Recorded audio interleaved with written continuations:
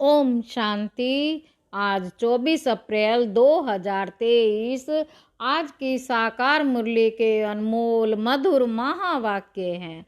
बाबा कहते, मीठे मीठे बच्चे अपनी दिल से पूछो, हम ज्ञान की खुशबू फैलाने वाले खुशबूदार फूल बने हैं। बाबा कहते, मीठे मीठे बच्चे अपनी दिल से पूछो, हम ज्ञान की खुशबू फैलाने वाले खुशबूदार फूल बने हैं। सदा अच्छी खुशबू फैलाते रहो। प्रश्न है, किन बच्चों की अवस्था बहुत मस्त रहती है? गैलप करने का आधार क्या है? उत्तर है, बाबा कहते, जो अच्छे अच्छे फूल हैं, जिनकी बुद्धि में ज्ञान का मंथन चलता रहता है, उनकी अवस्था बहुत मस्त रहती है।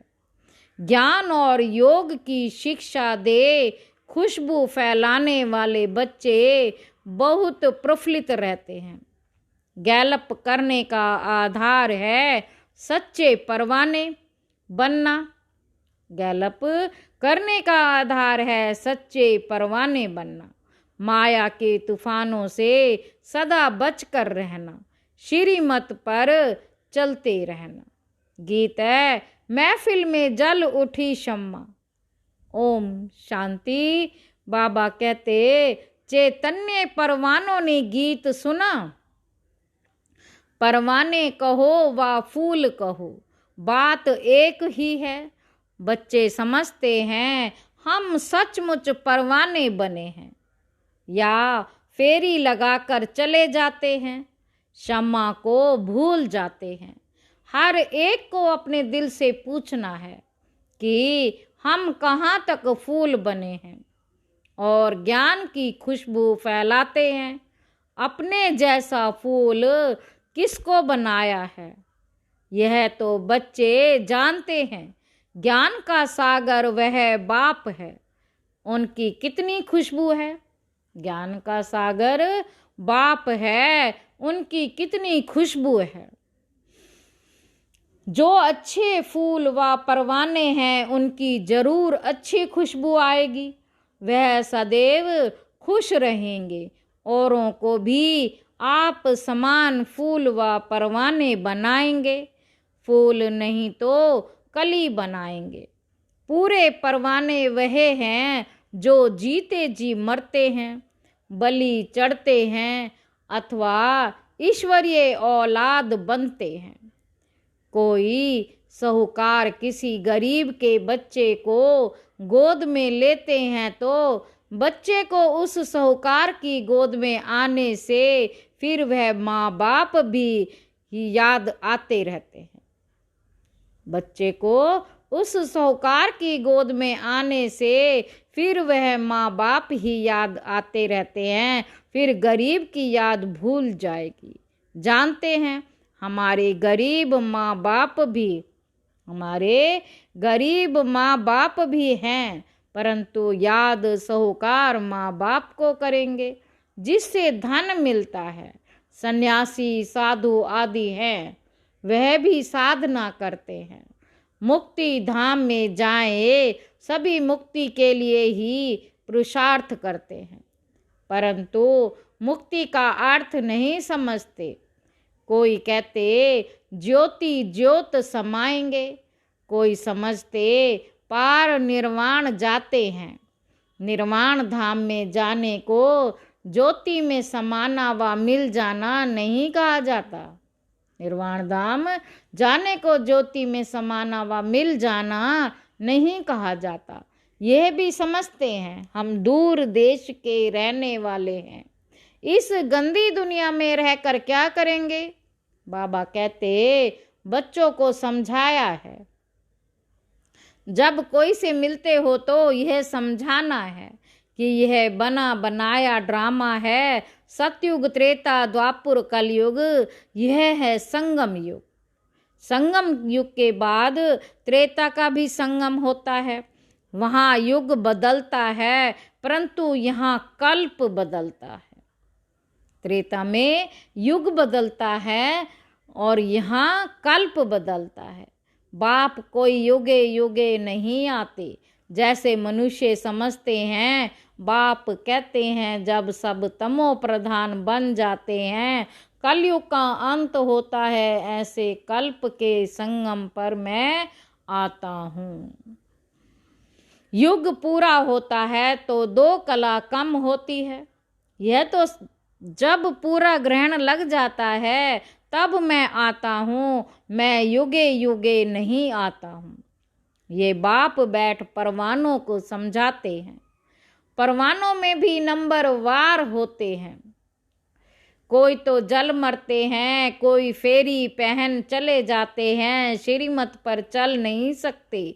अगर कहाँ श्रीमत पर नहीं चले तो फिर माया पछाड़ती रहेगी। श्रीमत का बहुत गायन है। श्रीमद् भागवत गीता कहा जाता है। शास्त्र तो बाद में बैठ बनाए हैं। उस समय मनुष्यों की बुद्धि रजो तमो होने के कारण समझते हैं। श्री कृष्ण द्वापर में आया।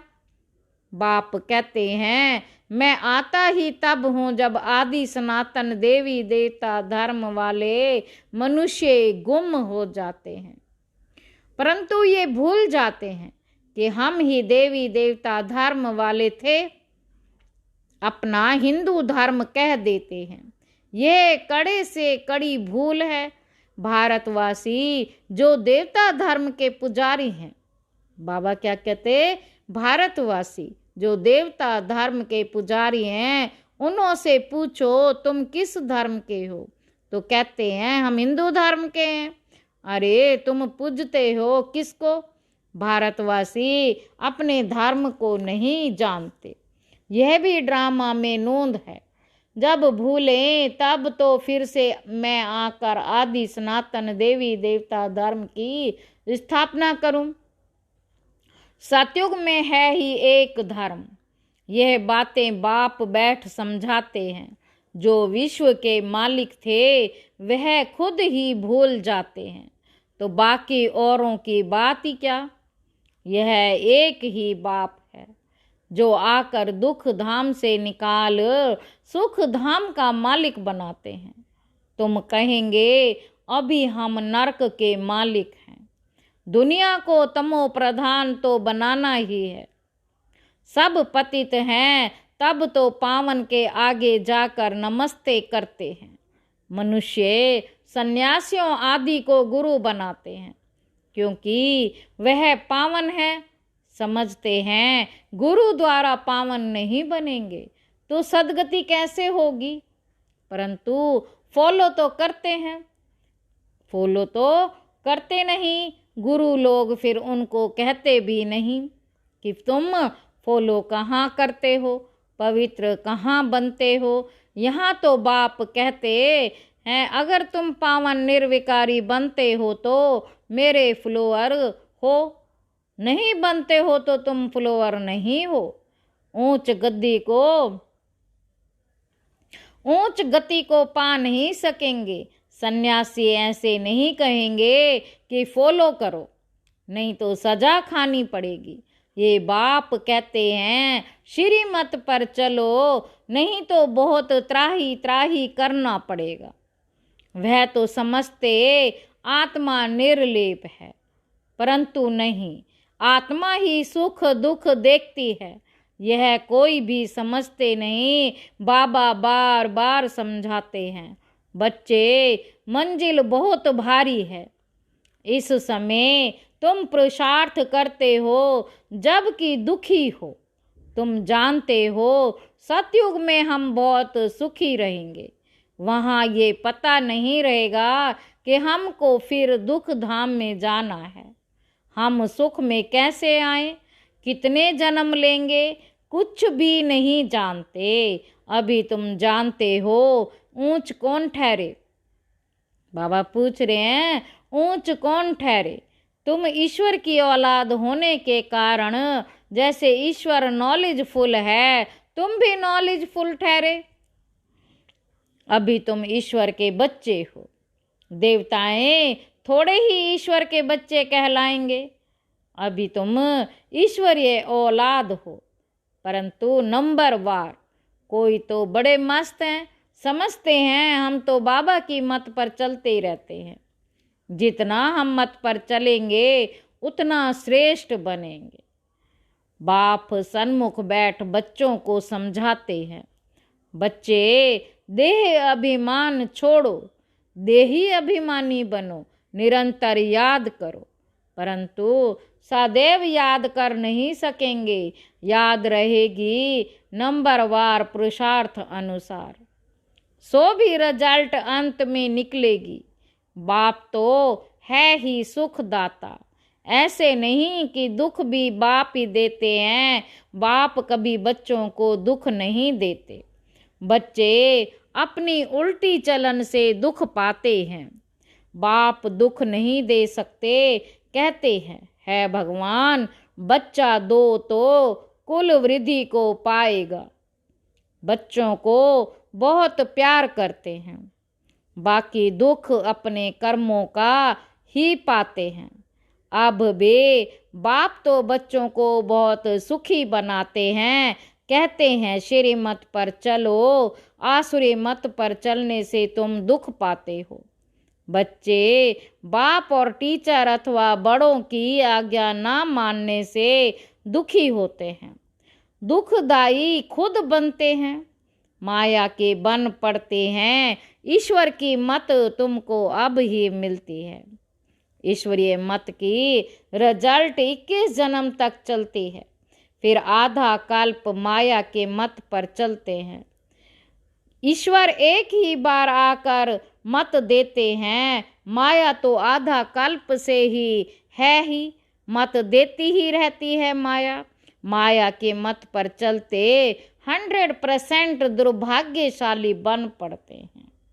माया की मत पर चलते 100% दुर्भाग्यशाली बन पड़ते हैं।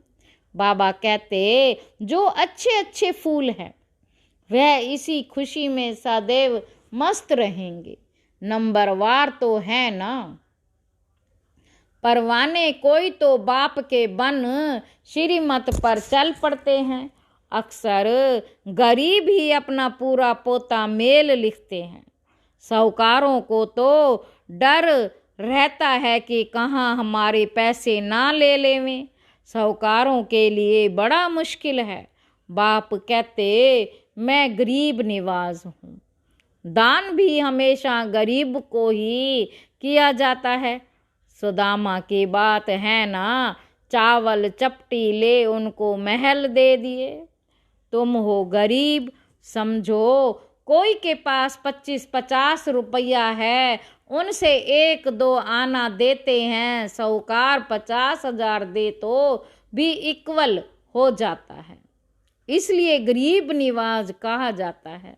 साहूकार लोग तो कहते हमको फुर्सत नहीं मिलती, क्योंकि पूरा निश्चय नहीं है ना।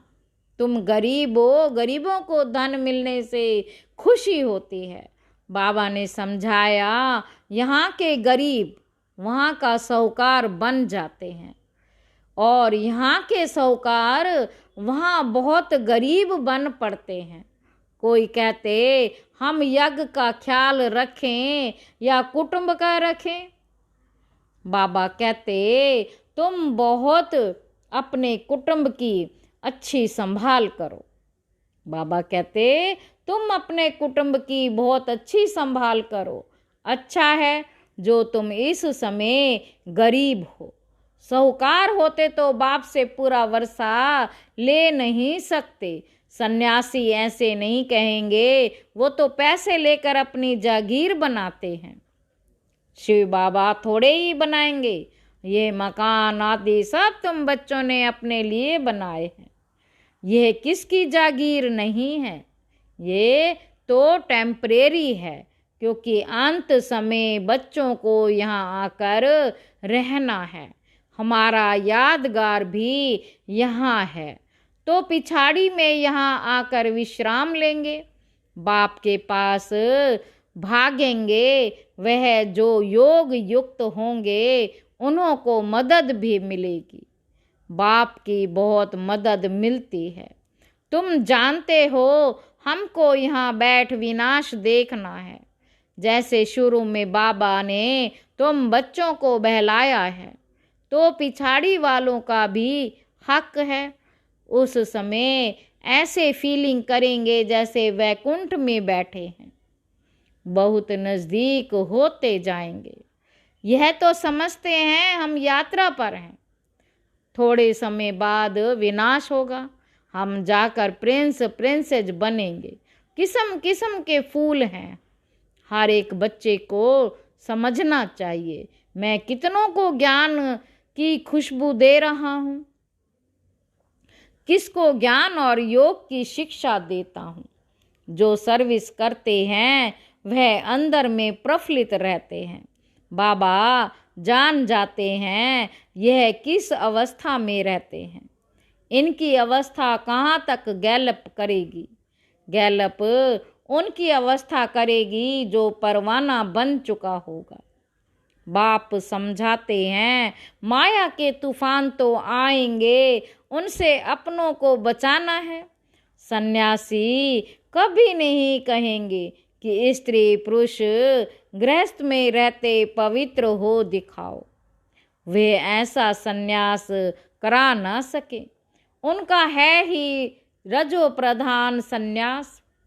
निर्वृत्ति मार्ग का हठ योग सन्यास तो मनुष्य को सिखलाते आए हैं। हठ योग सन्यास तो मनुष्य को सिखलाते आए हैं। अभी ये राजयोग परमपिता परमात्मा आकर आत्माओं को सिखलाते हैं। बाबा कहते आत्मा को ज्ञान है। मैं आत्मा अपने इस आत्मा भाई को समझाता हूँ। जैसे परमात्मा बाप हम आत्माओं बच्चों को समझाते हैं। हम भी आत्मा हैं। बाबा हमको सिखलाते हैं। हम फिर इन आत्माओं को समझाता हूँ, परंतु ये आत्मा पने का निश्चय न होने के से अपने को मनुष्य समझ मनुष्य को समझाते हैं। बाप कहते हैं हम तो आत्माओं से ही बातें करते हैं, आत्मा को सुनाती है। ऐसे तुम देही अभिमानी हो, किसको सुनाओगे तो वह तीर झट लगेगा। अगर खुद ही देही अभिमानी नहीं रह सकते तो धारणा करा नहीं सकेंगे। यह बड़ी ऊंची मंजिल है। बुद्धि में यह रहना चाहिए हम इन ऑर्गन्स से सुनते हैं। बाप कहते हैं हम आत्माओं से बात करते हैं। बच्चे कहेंगे हम आत्माएं ब्रदर से बात करते हैं। बाप कहते हैं हम आत्माओं को समझाता हूँ, बाबा का फरमान है। बच्चे अशरीरी अर्थात देही अभिमानी बनो। देह अभिमान छोड़ो, मुझे याद करो। यह बुद्धि में आना चाहिए हम आत्मा से बात करता हूँ, ना कि शरीर से। भल फीमेल है, उनकी भी आत्मा से बात करता हूँ। बाबा कहते तुम बच्चे समझते हो हम बाबा के तो बन गए, परंतु नहीं, इसमें बड़ी सूक्ष्म बुद्धि चलती है। मैं आत्मा समझाता हूँ, ये बुद्धि में आता है। ऐसे नहीं कि मैं फलाने को समझाता हूँ, नहीं, ये हमारा भाई है, इनको रास्ता बताना है।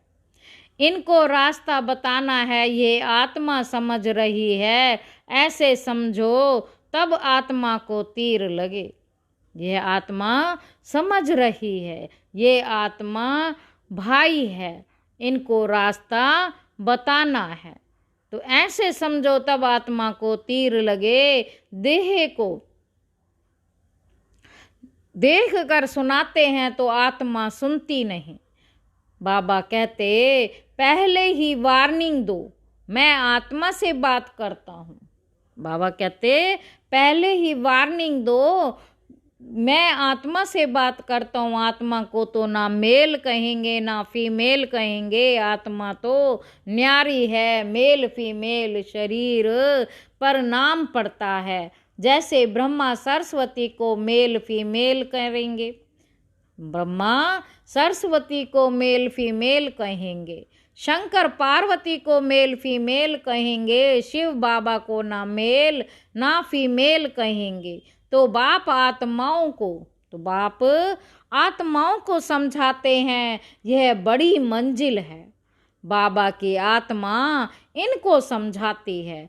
आत्मा को इंजेक्शन लगाना है, तब देह अभिमान टूटता है, नहीं तो खुशबू नहीं निकलती, ताकत नहीं रहती। हम आत्मा से बात करते हैं, आत्मा सुनती है। बाप कहते हैं तुमको वापस जाना है, इसलिए देही अभिमानी बनो, मन मना भव, फिर ऑटोमेटिकली मध्याजीत भव आ जाता है। मूल बात है ही मन मना भव। बाप को याद करो, भल कहते तो सब हैं, भगवान को याद करो परंतु जानते नहीं हैं। खास कहते ईश्वर को याद करो, श्री कृष्ण को व किसी देवता को याद नहीं करना है। अभी तुम बच्चों को बड़ी सूक्ष्म बुद्धि मिलती है। बाबा कहते सवेरे उठ विचार सागर मंथन करना है, दिन में सर्विस करनी है क्योंकि कर्म योगी हो। लिखा हुआ भी है नींद को जीतने वाले बनो, रात को जाग कमाई करो, दिन में माया का बड़ा बखेरा है। अमृत वेले वायुमंडल बहुत अच्छा रहता है। बाबा को यह तो लिखते नहीं कि फलाने टाइम पर उठ विचार सागर मंथन करते हैं, इसमें बड़ी मेहनत है। विश्व का मालिक बनते हैं तो जरूर थोड़ी मेहनत तो करनी पड़ेगी। अच्छा, मीठे मीठे सिक्की लदे बच्चों प्रति माता पिता बाप दादा का याद प्यार और गुड मॉर्निंग। रूहानी बाप की रूहानी बच्चों को नमस्ते। हम रूहानी बच्चों की रूहानी बाप दादा को याद प्यार गुड मॉर्निंग। नमस्ते बाबा, नमस्ते, शुक्रिया बाबा, शुक्रिया। धारणा के लिए मुख्य सार है, पहला पॉइंट है देही अभिमानी बनने की मेहनत करनी। हम आत्मा भाई से बात करता है हम आत्मा भाई से बात करता हूँ। आत्मा बोलती है, आत्मा इन ऑर्गन्स से सुनती है। यह अभ्यास करना है। दूसरा पॉइंट है उच्च गति के लिए पावन निर्विकारी बनना है। जीते जी मरकर पूरा परवाना बनना है। वरदान है एक हिम्मत की विशेषता द्वारा सर्व का सहयोग प्राप्त कर, सबका सहयोग प्राप्त कर आगे बढ़ने वाली विशेष आत्मा भव। जो बच्चे हिम्मत रखकर निर्भय होकर आगे बढ़ते हैं उन्हें बाप की मदद स्वतः मिलती है। हिम्मत की विशेषता से सर्व का सहयोग मिल जाता है। इसी एक विशेषता से अनेक विशेषताएं स्वतः आती जाती हैं। एक कदम आगे रखा और अनेक कदम सहयोग के अधिकारी बने। इस विशेषता का औरों को भी दान और वरदान देते रहो। अर्थात विशेषता की सेवा में लगाओ तो विशेष आत्मा बन जाएंगे। स्लोगन है बुद्धि से इतने हल्के रहो, बुद्धि से इतने हल्के रहो जो बाप अपनी पलकों पर बिठाकर साथ ले जाए। अच्छा, ओम शांति।